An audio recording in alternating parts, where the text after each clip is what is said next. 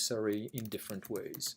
That we can check the length of it, we can sort the array, we can find the minimum or the maximum, etc. What we want to talk about today is how strings are really arrays of characters. So let's say that I take a simple string like hello world, and the type of object that this string is as we would expect, a string.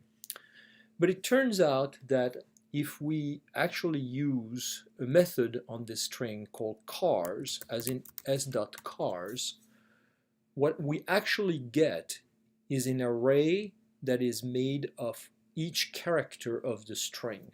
So I can actually check that the class associated with this s.cars is truly an arrays. Because strings are used so much, it turns out that there are some shortcuts for manipulating strings as if they were arrays.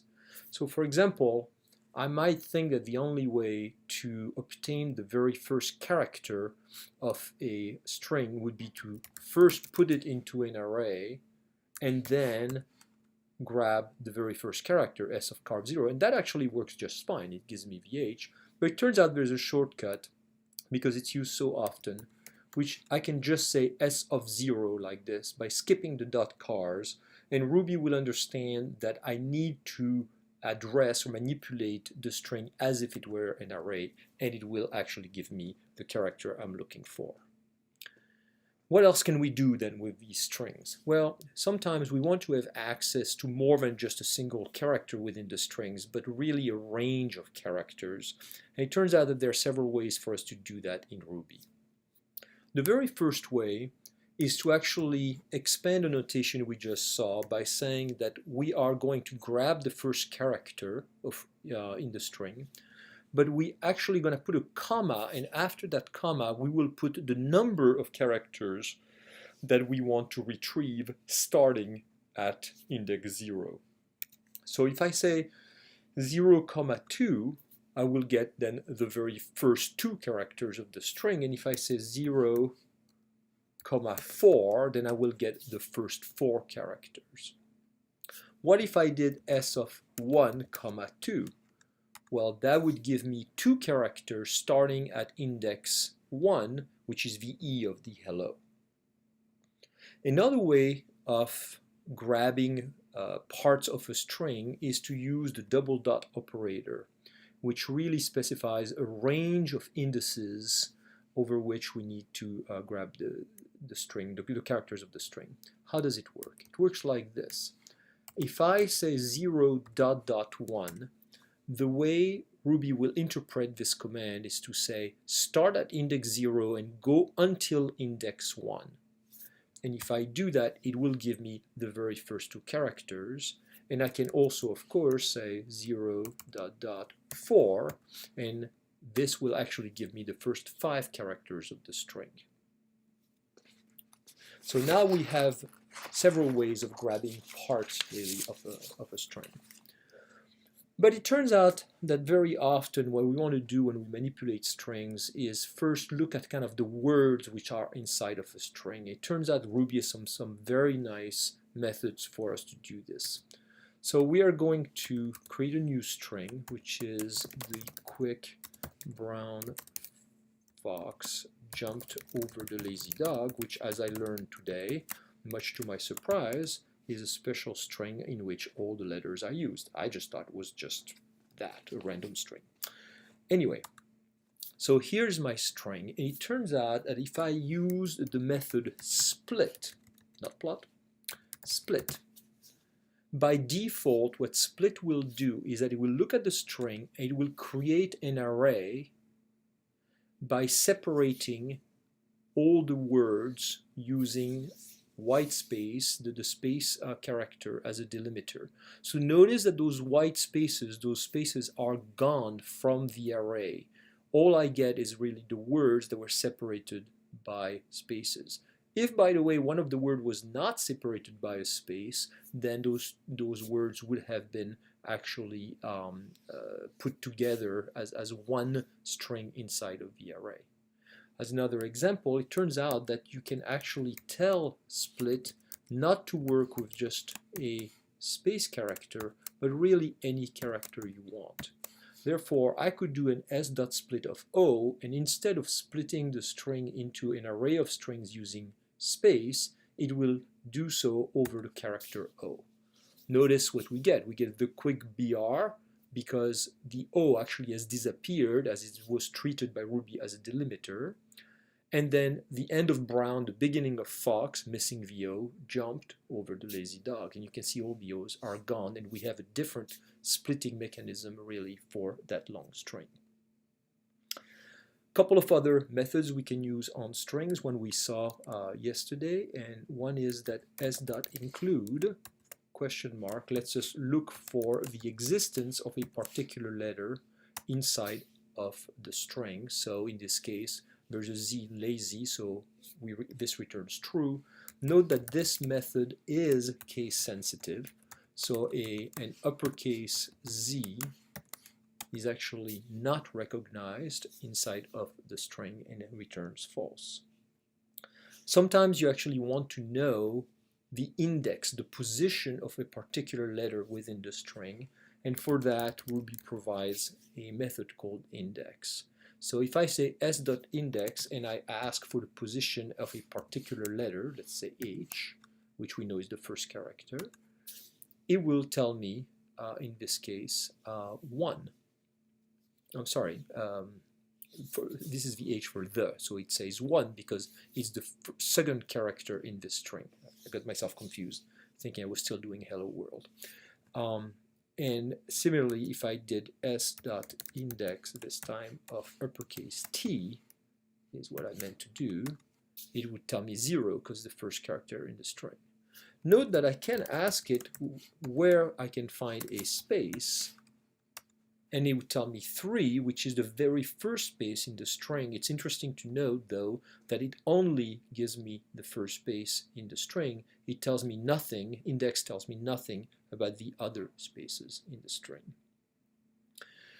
There are a couple of other things we want to do with strings and with arrays, and that is removing elements from the array or characters from the string, as well as adding things to the array or to the string. So let's focus first on strings, and then let's talk a little bit about how this applies to arrays.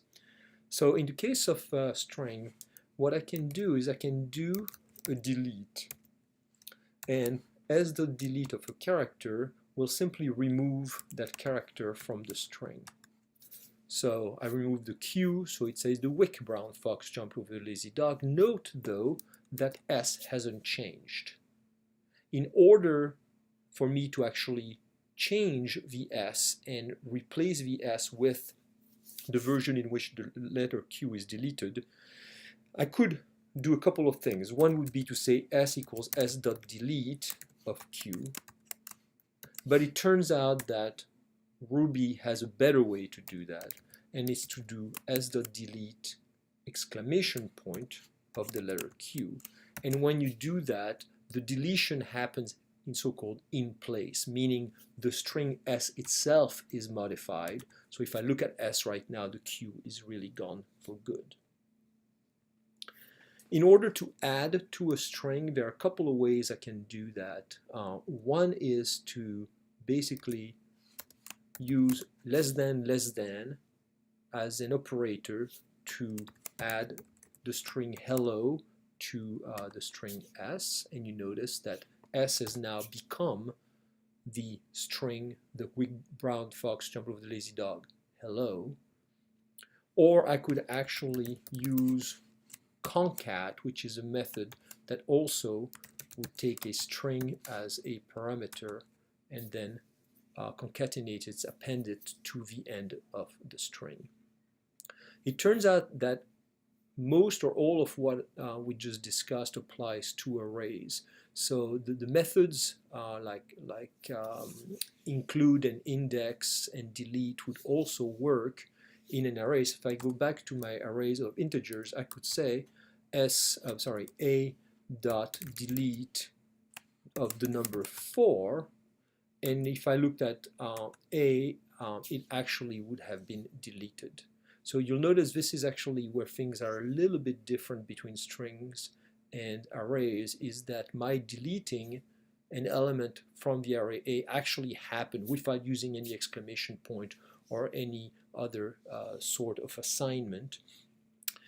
Similarly, I can actually add a number to the array A. So if I say 23, it will actually add it to that. Where things get a little bit different and weird, as we experienced in class today, is that I wish I could just do this and have Ruby understand that I mean to add the number 17 to the array A, but it does not work that way. It turns out that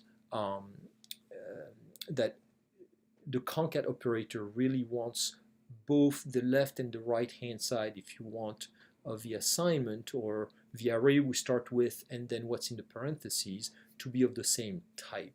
And so if I wanted to actually add the number 17 to the array A, I would actually have to specify 17 as an array with one element of 17, in which case a.concat would correctly merge, if you want, or combine the two arrays together.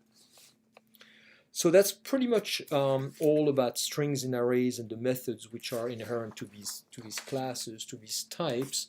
The last thing that we did today in class was to start talking about how you can iterate, how you can move your way through all of the characters of a string or the elements of an array.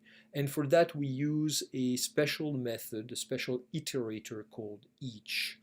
And we started talking about each and blocks at the end of class, and something we're going to revisit at some point very soon. So let me just create a file right now. And in this file, what we're going to do is we're going to do a couple of things. We're going to start with an array of numbers,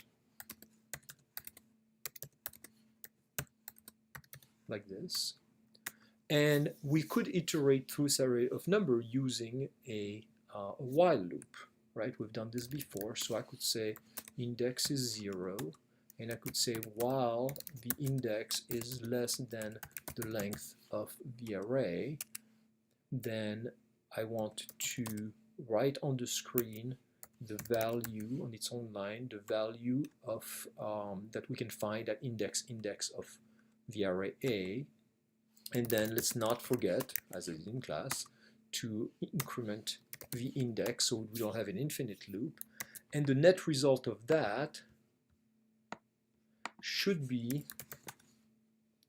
a program that when I run it would actually print all 5 elements in the array. Turns out that this is something we want to do so often that actually having to write a while loop every time to do this is really quite painful.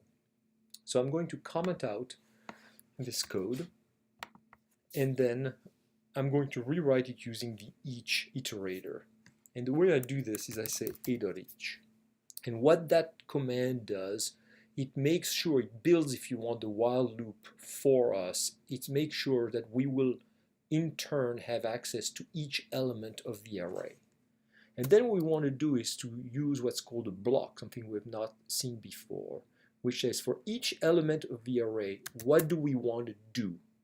What we're going to do, and the first thing we want to do, is to actually assign the value that we're working with in the array to a variable.